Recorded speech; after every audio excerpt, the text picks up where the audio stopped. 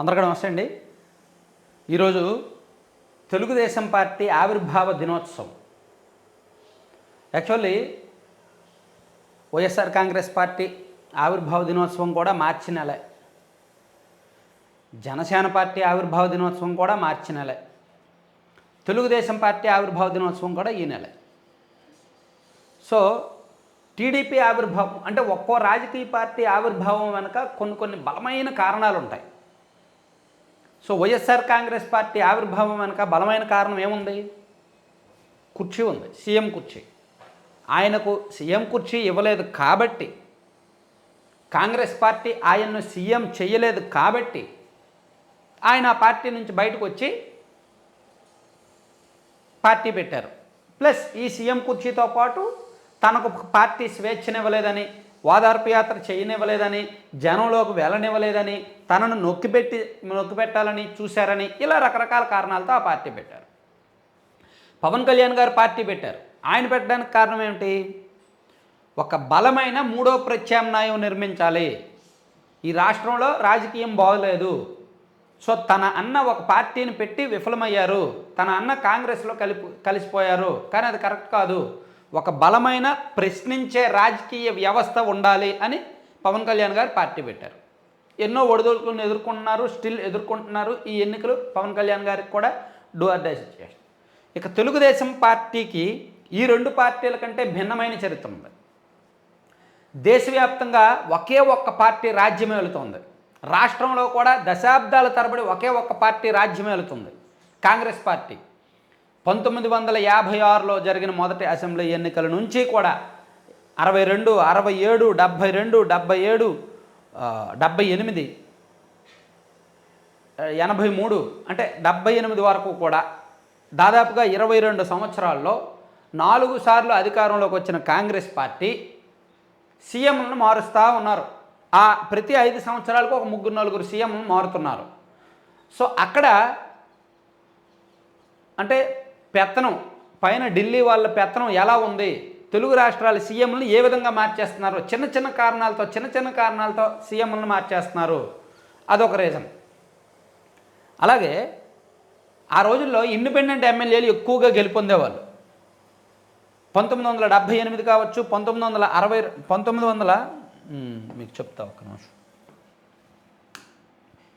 So 1962, 67,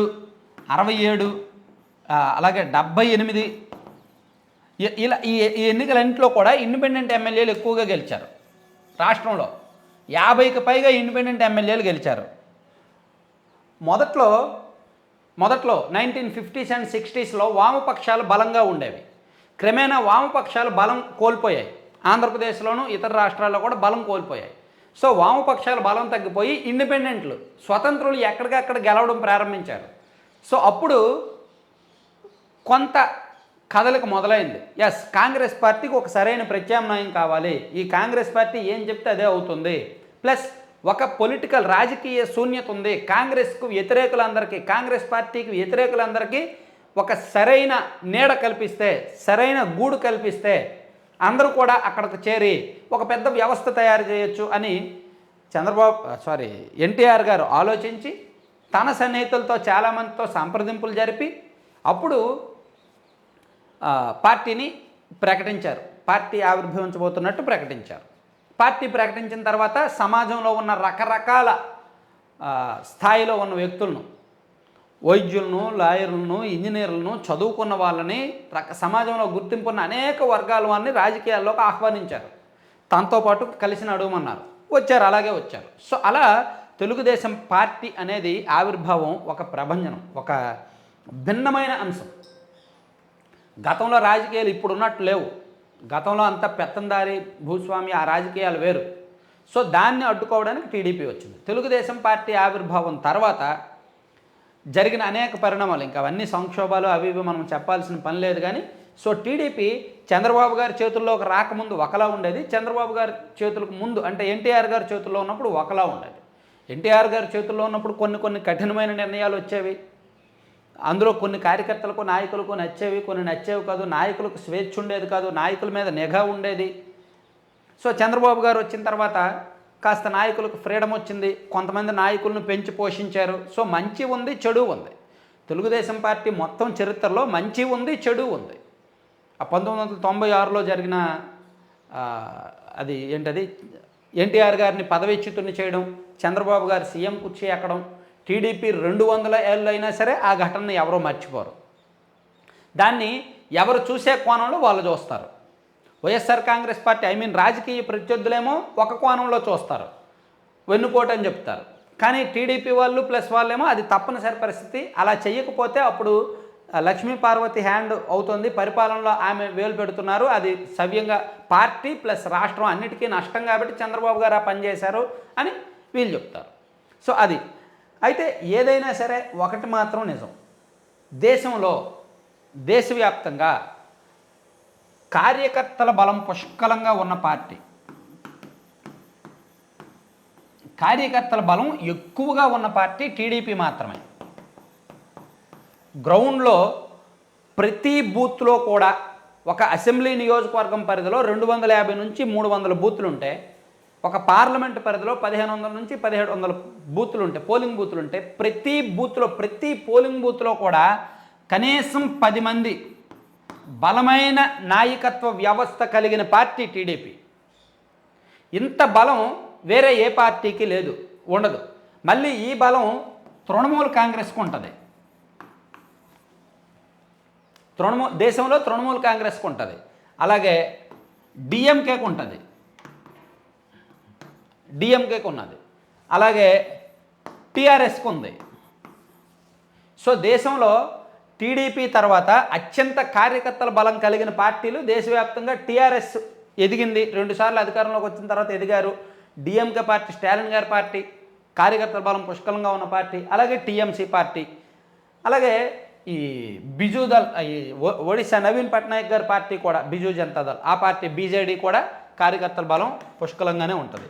so వీటన్నింటికంటే టీడీపీకి ప్రత్యేకం ఏమిటంటే, వీటన్నింటితో పోలిస్తే టీడీపీకి ప్రత్యేకం ఏమిటంటే, ఇతర పార్టీల్లో కార్యకర్తలు కూడా పార్టీలు మారుతారు.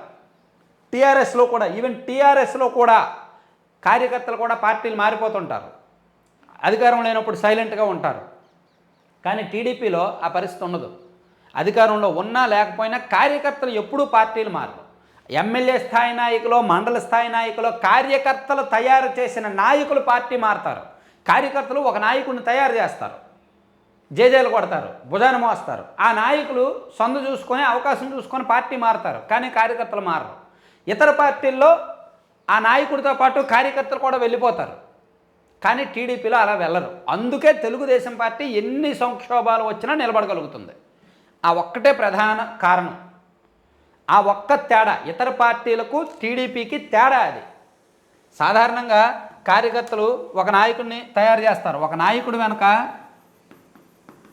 ఒక 50 మంది కార్యకర్తలు ఉండొచ్చు కాక. సో ఈ 50 మందిని కలుపుకొని ఈ నాయకుడు పార్టీ మారిపోతారు. ఇతర పార్టీల్లో ఈ 50 మంది వెళ్ళిపోతారు మా నాయకుడు కదా అని.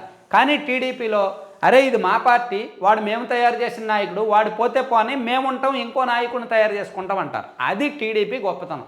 ఆ ఒక్కటే టీడీపీకి మాత్రమే సొంతం. అది దేశంలో తెలుగుదేశం పార్టీకి ఉన్న ఏకైక ప్రత్యేకత.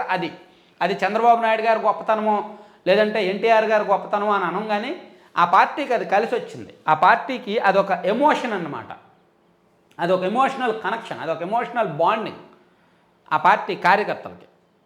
సో అంటే సిన్సియారిటీ అండ్ సీరియస్నెస్ ఉంటాయి. అది మళ్ళీ జనసేన పార్టీలో ఇప్పుడిప్పుడే తయారవుతుంది. ఎందుకంటే జనసేన పార్టీలో ఆ పార్టీ జెండా కంటే పవన్ కళ్యాణ్ గారంటే ఒక ఎమోషన్, పవన్ కళ్యాణ్ గారంటే ఒక ఎమోషన్. సో పవన్ కళ్యాణ్ గారి కోసం వీరాభిమానులు, వీరభక్తులు, అది వ్యక్తి పూజ పార్టీ ఒక రకంగా చెప్పుకోవాలంటే. కానీ ఇది జెండా పార్టీ, రంగు పార్టీ.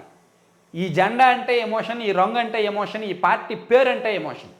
సో అట్లా దేశంలో ఒక ప్రత్యేకమైన కథ, ప్రత్యేకమైన చరిత్ర ఉన్న పార్టీ ఆవిర్భావ దినోత్సవం ఈరోజు. సో ఈ పార్టీ ఇప్పుడు ఖచ్చితంగా అధికారంలోకి రావాల్సిన పరిస్థితిలో ఉంది. ఒక రకంగా డూ ఆర్ డై. టీడీపీ బతకాలి అంటే, టీడీపీ అనేది ఉండాలి అంటే, కార్యకర్తలు ఇదే ధైర్యంగా ఉండాలి అంటే ఖచ్చితంగా అధికారంలోకి రావాలి. ఒకవేళ ఈ ఎన్నికల్లో అధికారంలోకి రాకపోతే తెలుగుదేశం పార్టీలో నాయకులు మోర్ దాన్ 60% చెల్లాచెదురుగా వెళ్ళిపోతారు.